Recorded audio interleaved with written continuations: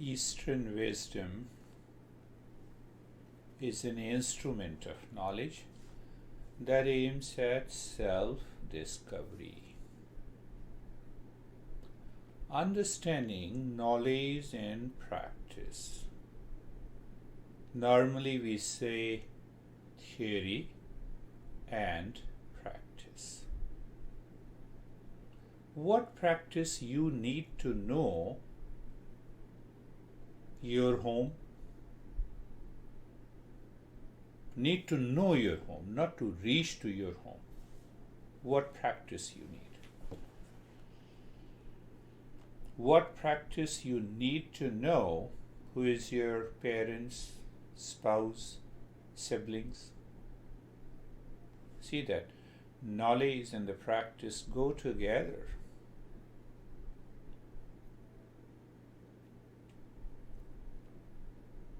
So when we become a seeker on the path.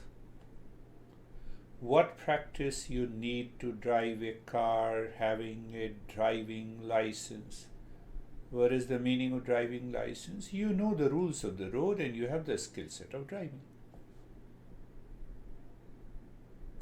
Similarly, when you are a seeker on the path, then the meditation is here and now.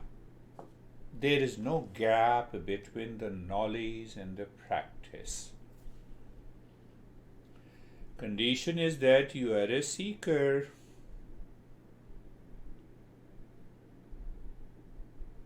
If we are drunk heavily and someone asks, "Where is your home?" and you are just in front of your home, you know what response you will give. So that drunk means the mind is obsessed with the objective reality in the world, but we are subjective reality. It is the big difference between the self and the not self. And because the mind is obsessed with the objective reality, it wants to know the real self through the lens of objective reality.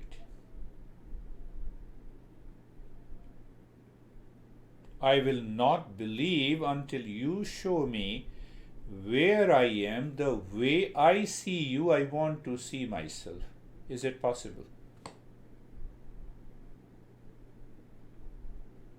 It is not possible. So when we are a seeker on the path, sadhaka, and we continue our journey, the time comes, the gap between theory and the practice drops. The time comes when the knowledge and the practice become one. You live into that state of meditation, mindfulness, or you can say awakening. So awakening does not mean today you have an awakening and tomorrow you are sleeping. You have no awakening. It is irreversible process. The way you learn driving once, even if you don't drive for 10 years, you can drive. Knowledge and the practice becomes one. That is the secret, that is the wisdom, and that is the clarity. So check yourself. How long you have been meditating? Are you able to bridge the gap between the knowledge and the practice? One simple example will make us understand that the knowledge and the practice are one for the seeker.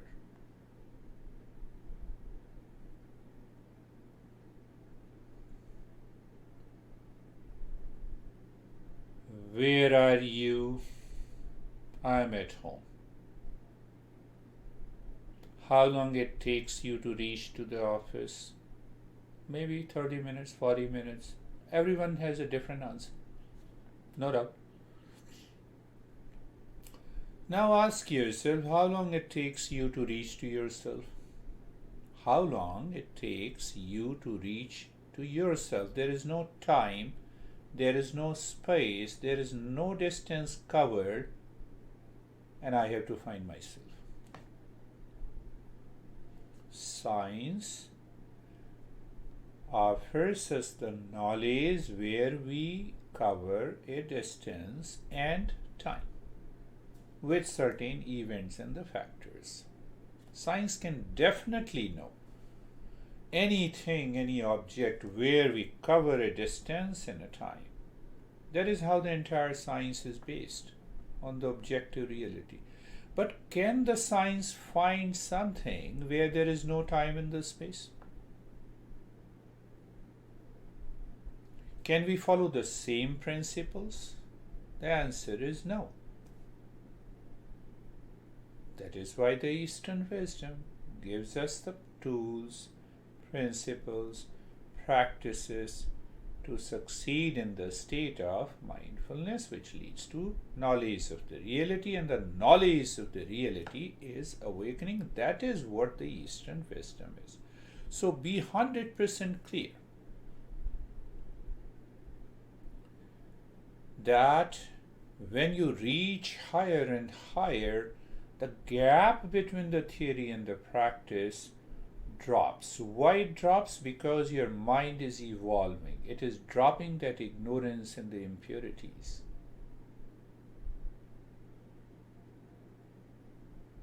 It is like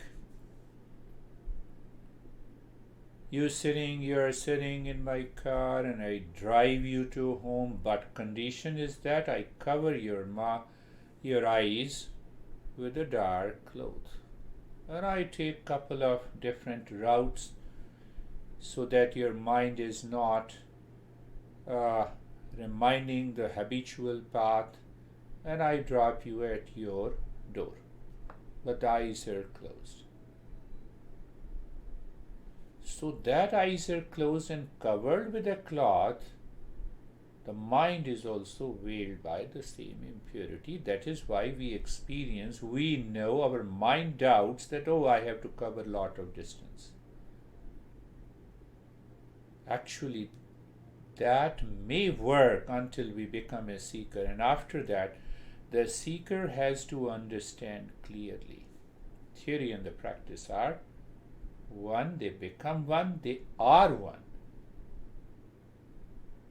What practice you need to know your home address, you know it. So, knowledge, practice go together. That is the journey of the Eastern wisdom. And that awakens in immense peace and happiness in you. It becomes a joy of conscious living.